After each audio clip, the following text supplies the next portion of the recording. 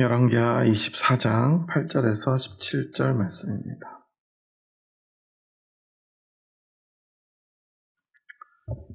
이제 열왕기 상하 말씀을 우리가 되게 오랜 시간 동안 봤는데 이제 얼마 남지 않았습니다. 열왕기 25장이 이제 마지막 장이고요. 또 이제 열왕기의 그 모든 왕들의 이야기가 이제 끝을 향해 가고 있습니다. 오늘 마지막 왕들 가운데 하나인 여호야긴의 긴 왕의 이야기, 그리고 마지막 왕인 시드기야 왕의 이야기로 이어지는 부분인데요. 함께 하나님의 말씀 받도록 읽겠습니다. 열왕기하 24장 8절에서 17절 말씀 함께 읽겠습니다. 여호야긴이 왕이 될 때의 나이가 18세라. 예루살렘에서 석 달간 다스리니라. 그의 어머니의 이름은 느후수다요 예루살렘 엘라단의 딸이더라. 여호야긴이 그의 아버지의 모든 행위를 따라서 여호와께서 보시기에 악을 행하였더라. 그때 바벨론의 왕 느부갓네살의 신복들이 예루살렘에 올라와서 그 성을 에워싸니라. 그의 신복들이 에워쌀 때에 바벨론의 왕 느부갓네살도 그 성에 이르니 유다의 왕 여호야긴이 그의 어머니와 신복과 지도자들과 내시들과 함께 바벨론 왕에게 나아가매 왕이 잡으니 때는 바벨론의 왕 여덟째 해이라. 그가 여호와의 성전의 모든 보물과 왕궁 보물을 집어내고 또 이스라엘의 왕 솔로몬이 만든 것 곧 여호와의 성전의 금 그릇을 다 파괴하였으니 여호와의 말씀과 같이 되었더라. 그가 또 예루살렘의 모든 백성과 모든 지도자와 모든 용사 10,000명과 모든 장인과 대장장이를 사로잡아가매 비천한 자 외에는 그 땅에 남은 자가 없었더라. 그가 여호야긴을 바벨론으로 사로잡아가고 왕의 어머니와 왕의 아내들과 내시들과 나라의 권세 있는 자도 예루살렘에서 바벨론으로 사로잡아가고 또 용사 7,000명과 장인과 대장장이 1,000명 곧 용감하여 싸움을 할 만한 모든 자들을 바벨론 왕이 바벨론으로 사로잡아가고 바벨론 왕이 또 여호야긴의 숙부 마따니아를 대신하여 왕으로 삼고 그의 이름을 고쳐 시드기야라 하였더라. 아멘.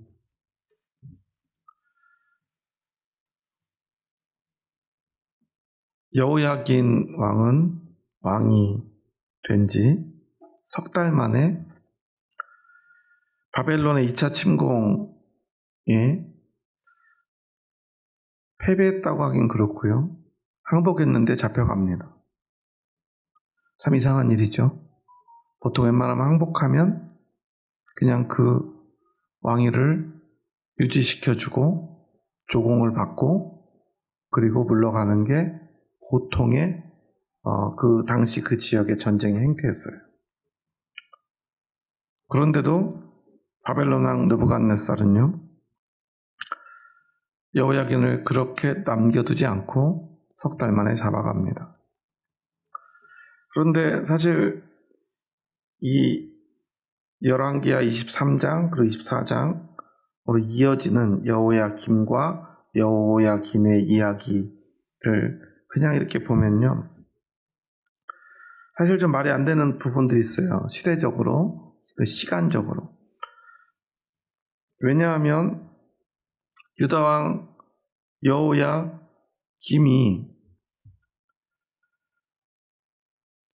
그가 죽고 2차 침공에서 여호야긴이 왕이 바로 되는데 되고 나서 3개월 만에 잡혀가요. 그런데 만약에 1차 침공인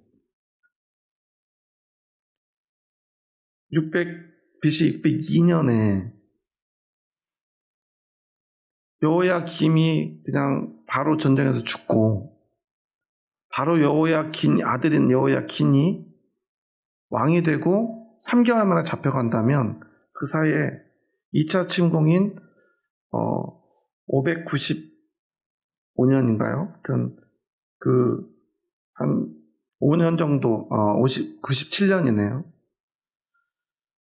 한 5년 정도의 텀이 그 시간이 사라져 버려요.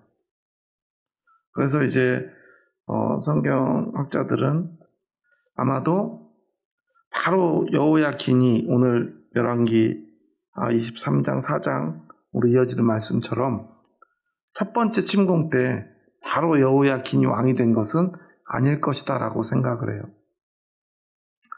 아마도 여호야김은요, 여호야긴의 아버지인 여호야김은 1차 침공 때 잡혀갔다가 그곳에서 이제 원래 여호야김 그리고 의 형제인 여호아하스 그 왕들의 특징, 이제 강한 자한테 약한,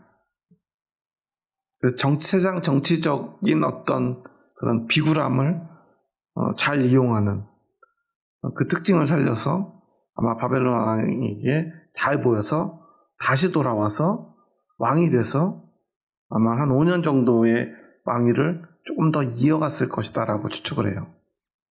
그렇게 되면 이 시간의 문제가 좀 해결이 되고요. 여호야긴은 2차 침공이 있기 전 3개월 전에 왕이 돼서 2차 침공 때 침공을 당하고 그때 포로로 끌려갔을 것이다 라는 거예요. 그럼 역사적인 건 우리에게 사실은 그렇게 중요하진 않아요. 그런데 이런 일들을 통해서 우리는 우리의 믿음과 그 믿음의 눈으로 세상을 어떻게 바라봐야 되는가 하는 문제 앞에 서야 된다는 사실이에요. 오늘 보면 이 여호야긴이라고 하는 왕은 18살의 왕이 돼요. 나이가 참 어리죠. 그런데 18살에 전쟁이 터집니다. 이 큰 제국의 침공을 받아요. 그것도 오늘 보면 누가 직접 와요? 바벨론의 가장 강력한 왕이었던 느부갓네살이 직접 이 전쟁에 참여를 해요.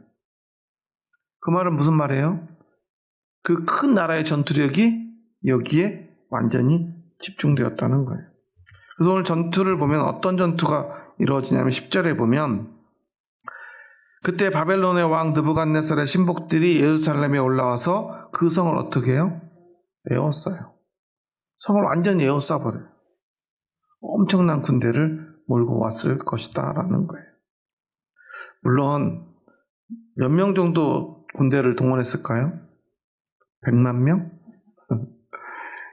사실 우리가 유럽이나 아니면 이 성경에 나오는 전투들을 보자면요, 몇천 명, 3만 명, 많으면 한 3만 명, 이런 전투들을 보다 보면 한국 사람들은 이게 굉장히 별 볼 일 없어 보여요. 왜 그러죠? 우리에겐 누가 있어요? 중국이 있잖아요. 우리 역사에 보면 중국이 보통 우리나라를 쳐들어올 때 몇만 명 정도 데리고 와요? 을지문덕 장군 이야기 이런 거 보면 그냥 100만 명 정도는 그냥 보통 오잖아요. 6.25 전쟁 때 중공군이 몇 명이 나왔죠? 몇 명인지도 몰라가지고 중국의 전술을 뭐라고 불러요? 인해 전술. 우리는 인해 전술이 단순히 무슨 많은 사람으로 그냥 밀고 온 걸로만 생각하는데요. 그 중국 사람들한테는 이 인해 전술이 굉장히 중요한 전술이래요. 그리고 굉장히 그들에게는 획기적인 전술이라고 이야기를 해요. 그리고 세계 전쟁사에도 남아있을 만큼 그 인해 전술을 쓴 그 지휘관에 대한 평가는 굉장히 높이 평가가 된다고 이야기를 해요. 이 파도처럼 충격을 주는 그런 전술이라고 그래요. 뭘로요? 사람으로. 아무 나라나 사용할 수 없는 전술인데 중국이기 때문에 쓸 수 있는 전술이기도 한 거죠. 그러니까 우리에게는요, 그냥 전쟁, 이렇게, 적이 쳐들어오면 그냥 100만 명 정도. 굉장하죠. 그런데 유럽 전투는요, 알렉산더 대왕. 그래봤자 어떨 때는 몇천 명, 몇백 명, 아니면은 대군 하면은 10,000명 이래요. 우리가 이런 전투를 보면은 별 볼 일 없어 보여요, 사실은. 우리에겐 100만 명 정도는 돼야 대군이기 때문에 그래요. 우리가 남의 나라 이기면서 너무 잘하는 삼국지 같은 걸 봐도 그냥 보통 막 백만 대군 막 이렇게 백만 대군끼리 싸우고 이런 거 맨날 보잖아요. 그러니까 이게 작아 보이지만 그들에게는요, 이 성이 완전히 적군으로 에워싸임을 당하는 이러한 일, 아마 그러기 위해서는 적어도 몇만 명의 사람이 필요했을 거예요. 근데 그런 게 그들에게는 굉장히 큰 두려움을 줘요. 그러니까 그들이 적군이 둘러싸니까 여호와기는 어떻게 하냐면요, 어차피 나는 싸울 수 있는 힘이 없다고 스스로 판단해요. 그리고 어떤 일을 벌이냐면요, 오늘 한번 12절 말씀, 13절 말씀 함께 읽어보겠습니다. 유다의 왕 여호야긴이 그의 어머니와 신복과 지도자들과 내시들과 함께 바벨론 왕에게 나아가매 왕이 잡으니 때는 바벨론의 왕 8째 해이라. 그가 여호와의 성전의 모든 보물과 왕궁 법원을 집어내고 또 이스라엘의 왕 솔로몬이 만든 것 곧 여호와의 성전의 금 그릇을 다 파괴하였으니 여호와의 말씀과 같이 되었더라. 여호야긴은 나이가 좀 어렸고 어린 나이에 왕이 되었지만, 물론 이 여호야긴이 몇 살에 왕이 됐는지는 좀 논란이 있어요. 18살에 왕이 됐다고 하는데, 다른 기록들에 보면 8살에 왕이 됐다라는 기록도 있고 한데, 오늘 12절에 보면 여호야긴이 그의 어머니와 신복과 지도자들과 내시들과 함께 바벨론 왕에게 나아갔다고 하잖아요. 그런 사실은 그 15절에는 여기다 더해서 왕의 어머니와 왕의 아내들과 내시들과 나라의 권세 있는 자들이라는 표현이 또 나와요. 그러니까 이미 뭐가 있어요? 아내가 있어요. 8살에는 아내가 있어요? 없어요? 8살에는 아내가 없어야죠. 그러니까 18살이라고 하는 11개의 기록이 맞을 거다라고 이야기를 해요. 그런데 8살이든 18살이든 다 너무 어리잖아요. 결혼을 한 18살이든 그렇지 않든 너무 어린 나이에 이 두려운 일 앞에서 그가 할 수 있는 최선은 뭐였냐면, 어머니를 모시고 아내를 데리고, 자식이 있었으면 아마 자식도 데리고 갔겠지만 자식이 없었던 것 같아요. 그리고요, 이 나라에 조금 힘께나 쓴다는 못 꾸는 사람들 데리고 가서 항복을 하고요, 살려달라고 목숨을 구걸합니다.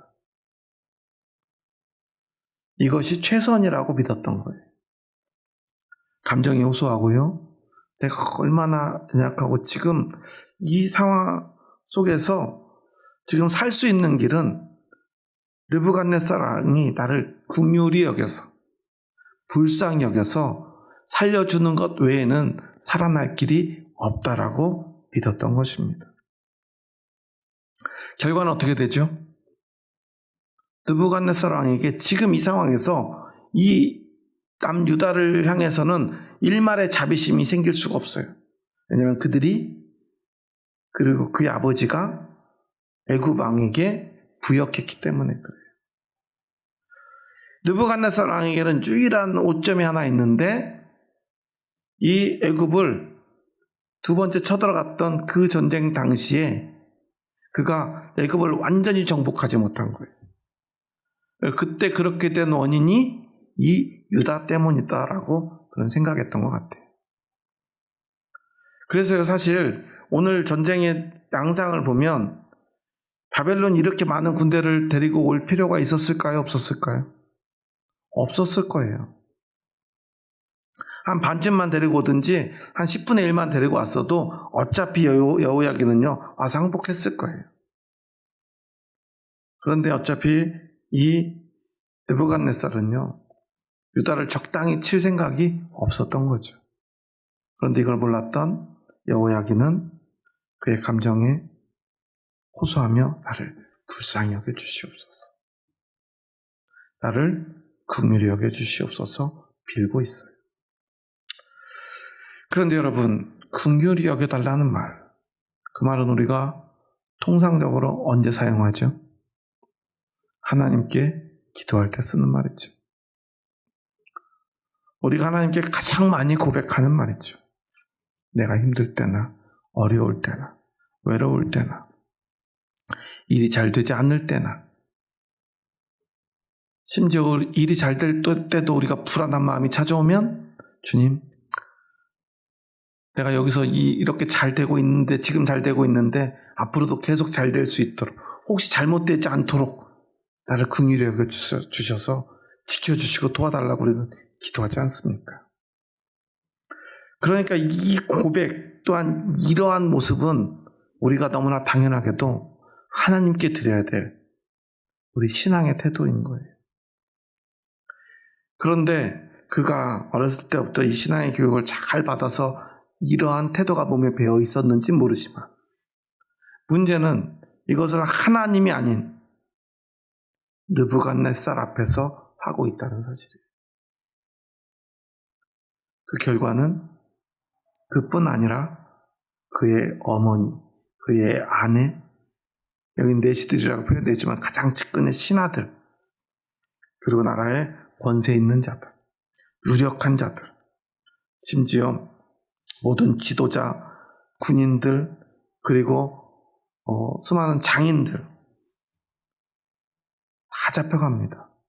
유일하게 잡혀가지 않는 사람들이 누구라고 기록하고 있죠? 비천한 자들. 비천한 자들, 어떤 사람들일까요?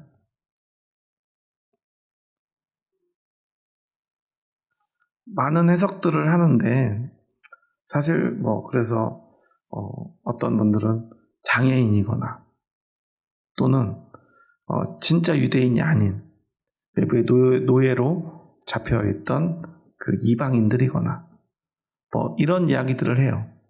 예를 들어 문둥병자 같은 사람들이거나. 그런데 그런 의미는 아니고요. 그래서 비천하다라고 하는 말의 원어의 의미를 생각해 보면 어떤 특별한 권력이 있거나 특별한 기술이 있거나, 예를 들어서 여기서 말하는 사람들 보면 어때요? 14절에 보면 모든 백성, 지도자, 용사, 장인, 대장장이들을 뺀 비천한 자들이라는 표현이잖아요. 그러니까 어떤 권세에 이르지 못한 사람들, 어떤 특별한 기술이 있어가지고 사용 가치가 있는 사람들, 그런 사람들 다 빼고, 아니면 당장 데려다가 군대에 동원해서 쓸 수 있는 사람들, 이런 사람들을 뺀 보통의 사람들을 이야기하는 거예요. 요즘으로 말하면요, 특별하지 않은 사람들, 눈에 띄지 않는 사람들, 조금 더 정확히 표현하자면 별 볼 일 없는 사람들이죠. 어떤 사람들입니까? 우리 같은 사람들이에요. 우리 같은 보통 사람들, 아무짝에 별로 쓸모없어 보이는 사람들은 남겨두고요, 그 외에는 이 땅에 남은 자가 없었더라라고 기록하고 있어요. 여기서 우리가 생각해 봐야 될 건 이런 거죠. 왜 이런 일이 벌어졌을까? 이건 누가 결정한 거죠? 느부갓네살이 결정한 거죠. 그런데 과연 그 결정이 느부갓네살의 결정일까? 저는 이것이 하나님의 결정이라고 믿어요.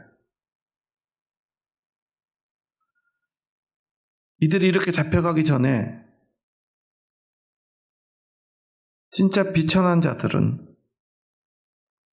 이제 이러한 일이 벌어지고 나면 결국 이 유다에서 누가 유력한 자입니까? 누가 살아남은 자입니까? 이 뒤에 보면요, 17절에 보면, 그러면 17절만 함께 읽어볼까요? 바벨론 왕이 또 여호야긴의 숙부 마따니아를 대신하여 왕으로 삼고 그의 이름을 고쳐 시드기야라 하였더라. 마따니아가 누구예요? 그렇죠. 여호야긴의 작은 아빠죠. 그러니까 사실은 지금 계속해서 나오는 여호야김, 여호아하스, 마따니아, 이 사람은 누구의 아들이죠? 요시야의 아들이에요. 요시야가 바로 느고와 싸우다가 전쟁터에서 유절하고요.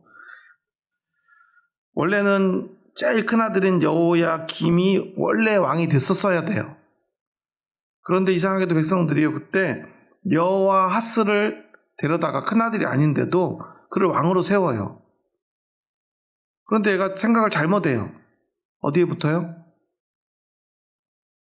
그 애굽하고 싸우면 안 될 상황이었는데 막 싸우다가 죽잖아요. 그러니까 애굽 왕이 누구를 왕으로 세워요? 야, 니네가 갑자기 까불어? 그러니까 왕이 됐어야 되는데 왕이 되지 못한 첫째 아들은 여호야김을 애굽의 왕으로 세워요. 느고가.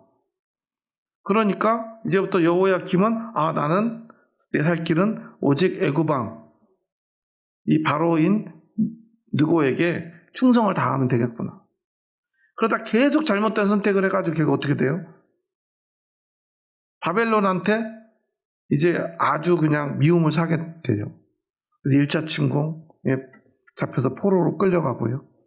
겨우겨우 잘 빌어가지고 살아 돌아오지만 결국 그의 아들 때 2차 침공을 또 당하게 되는 거예요. 그리고 그 여호야김의 아들인 오늘 여호야긴이 또 잡혀가요. 그때 바벨론 왕이 또 누구를 왕으로 세우지 보니까 여호야긴의 작은 아버지 여호야김의 동생인 마따니아가 있어요. 야, 네가 왕해. 그러면서 그에게 새로운 이름을 줘요. 시드기야. 참 그런데요, 이 이름을 뜻을 생각해 보면요, 참 마음이 아파요. 마따니아는요, 여호와의 선물이라는 이름인데요. 그럼 시드기야는 어떤 뜻일까요? 나쁜 뜻일까요? 여호와의 공이라는 뜻이. 그걸 누가 지어줘요? 누가 지어줘요? 바벨론 왕인 느부갓네살이요, 마따니아에게요, 여호와의 공이라는 이름으로 그를 왕으로 세워줘요.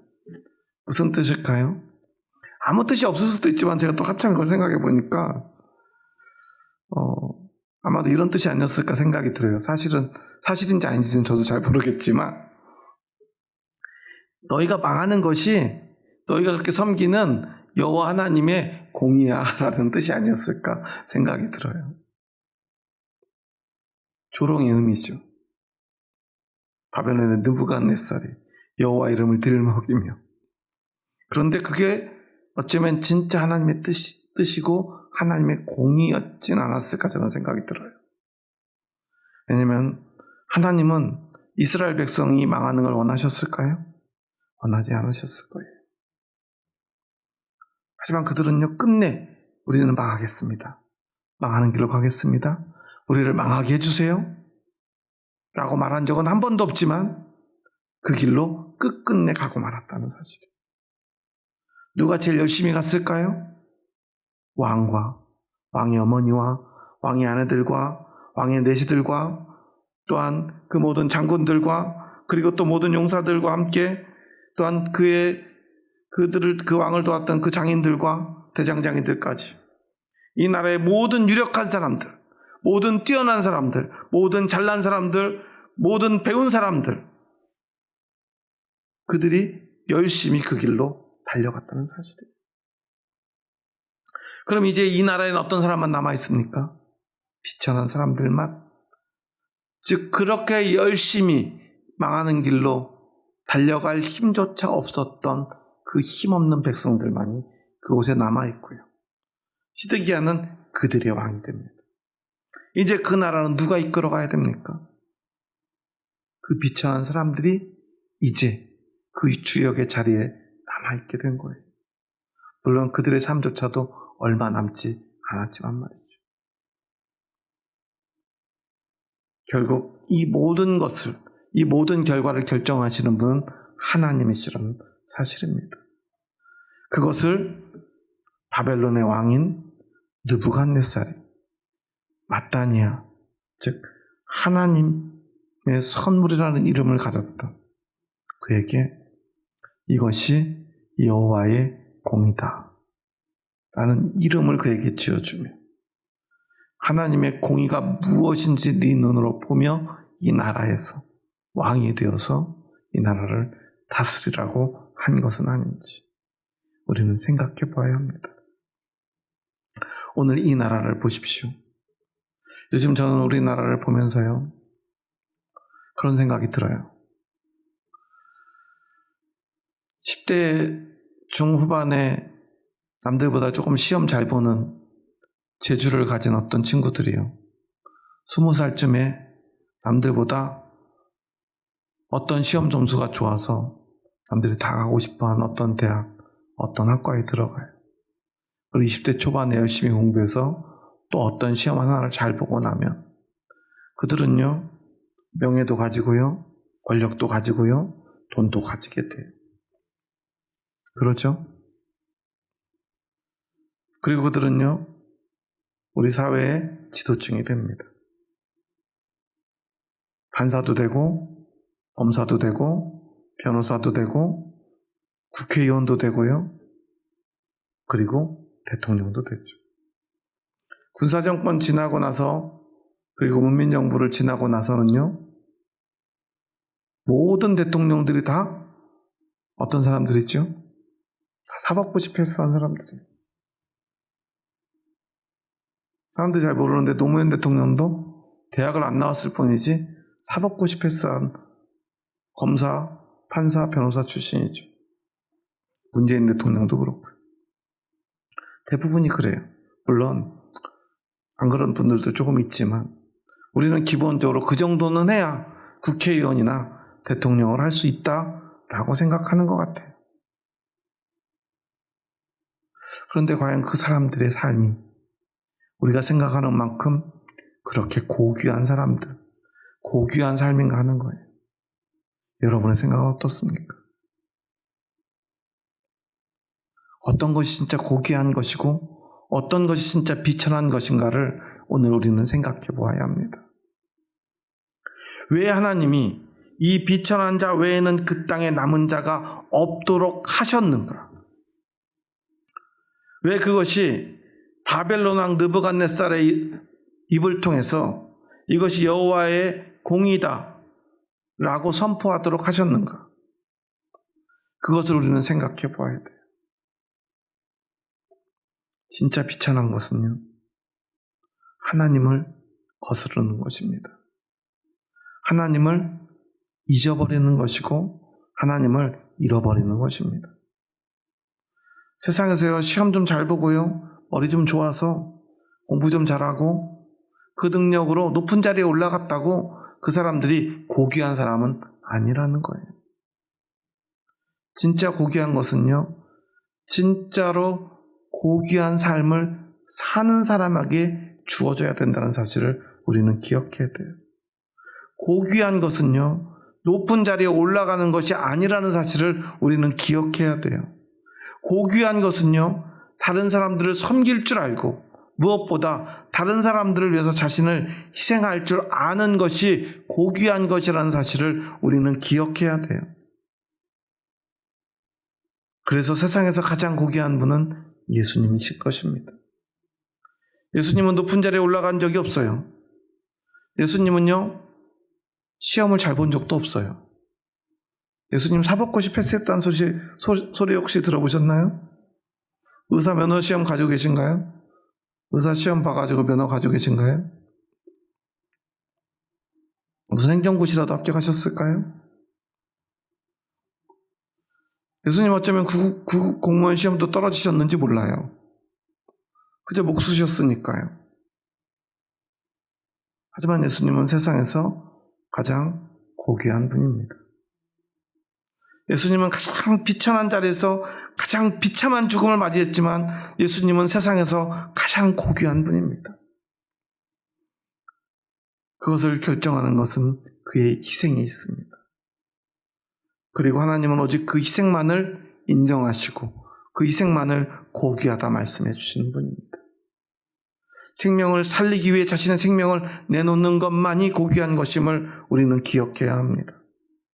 그런데 오늘 그리스도인들조차도 세상의 권세가 고귀한 것이라고 믿습니다.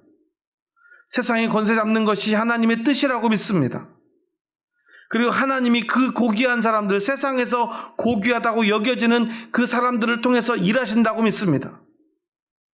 하지만 하나님은 한 번도 그렇게 일하신 적이 없다는 사실이에요. 그래서 하나님은요, 이스라엘이 왕을 구할 때 왕을 허락하지 않으셨습니다. 아니, 허락해주지 않고 싶어 했습니다. 하지만 사람들의 욕심 때문에 그것을 들어주셨던 것 뿐입니다. 하지만 그들이 한 일은요, 가장 비천한 일들 뿐이었습니다. 그 모든 것을 가지고 말이죠. 그리고 그 결과를 오늘 하나님은 열왕기하 24장의 말씀을 통해서 우리에게 보여주시고 계시는 거예요. 무엇이 진짜 비천한 것인가? 무엇이 진짜 고귀한 것인가? 하나님이 그 땅에 남기신 사람은 사람들이 생각할 때 비천한 사람들이었습니다. 하지만 그들을 하나님이 남겨두시기로 하니 결국 그곳에 남을 수 있었던 사람들은 그 비천한 사람들 뿐이었습니다. 사람들이 고귀하다고 여기는 그 모든 사람들을 느부갓네살을 통해서 잡아가도록 했습니다. 그들은 어떻게 되었을까요? 노예가 되고 포로가 되었을 뿐입니다. 아무도 그들을 고귀하다 말해주지 않았을 것입니다. 그들은 그저 남은 삶을 비참하게, 비천하게 살아갈 수밖에 없었을 것입니다. 그리고 이 일은요, 오늘 우리에게도 반드시 일어난다는 사실을 우리는 기억해야 합니다. 하나님은 반드시 우리를 심판하실 것입니다. 세상에 고귀한 모든 사람들을 비천하다 말씀하시며 그들을 심판하실 것입니다. 세상에서 모든 영광 받은 사람들을 가장 비천한 자리에 내려놓으실 것입니다. 너희는 나를 위해 또한 내가 사랑하는 백성들을 위해 어떤 희생도 치르지 않았기 때문에 우리는 단순히 믿음으로 구원받고 믿음으로 심판받는다고만 생각합니다. 하지만 그 믿음은 무엇입니까? 결국 하나님이 가장 고귀하게 여기는 것입니다. 그것은 무엇입니까? 예수님의 십자가입니다. 그 십자가는 생명을 위한 희생입니다. 우리의 믿음은 오직 그 생명을 위한 희생뿐입니다. 하나님이 고귀하다고 여기는 것만이 진짜 고귀한 것입니다. 하지만 자기 욕심을 위한 삶은 어떤 것입니까? 하나님 보시기에 가장 비천한 삶입니다. 그렇게 살면서 우리는 그것이 믿음이라고 주장하지 않았습니까? 하나님의 백성인 유다의 왕이 그리고 그 백성들이 그 신하들이 그렇게 살았습니다. 하지만 하나님은 그것은 결코 고귀한 것이 아님을 만천하에 보여주신 것입니다. 오늘 우리는 이 하나님의 경고를 우리의 가슴에 새겨야 할 것입니다. 여러분은 어떤 삶을 살기 원하십니까? 세상에서 높임받고 하나님이 비참하다 여기는, 비천하다 여기는 삶을 살기 원하십니까? 아니면 세상에서 비록 보잘것없을지라도 아무도 알아주지 않고 어떠한 자리에 올라가지 못해도 하나님이 남기시고 살리시고 고귀하다 여기는 그 믿음의 삶을 살기 원하십니까? 오늘 우리의 갈 길은 무엇입니까? 여러분은 어떤 길을 가기 원하십니까? 하나님이 고귀하다 여기는 그 믿음의 길을 갈 수 있는 저와 여러분 될 수 있기를 주님의 이름으로 축원합니다. 그리고 그 믿음으로 세상을 보면요, 무엇이 정의이고 무엇이 공의인지 우리는 분별할 수 있을 것입니다. 이제 한 달 딱 남았는데요, 6월 3일날 대선이 치러집니다. 많은 그리스도인들이요, 기독교는 원래 이 왕권주의, 왕이 다스리는 나라, 그렇게 수직적인 나라가 옳다라고 여기는 것 같아요. 많은 그리스도인들이 그렇게 생각해요. 왜냐하면 이스라엘이 그랬으니까요. 그런데 사실 이스라엘은요, 왕이 다스리는 나라가 아닙니다. 하나님과 하나님의 법이 다스리는 나라죠. 그러기에 우리가 조금 더 정확하게 더 하나님의 뜻에 가까운 나라를 생각해 본다면 법과 질서가 확립된 이 민주주의 국가야말로 하나님이 원하시는 나라의 모습입니다.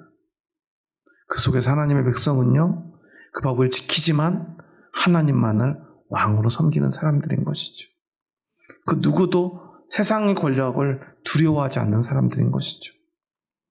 우리는 그 하나님의 말씀의 기준으로 세상을 보고요, 또한 세상의 어떤 일들에 대해서 분별하고 판단할 수 있어야 할 것입니다.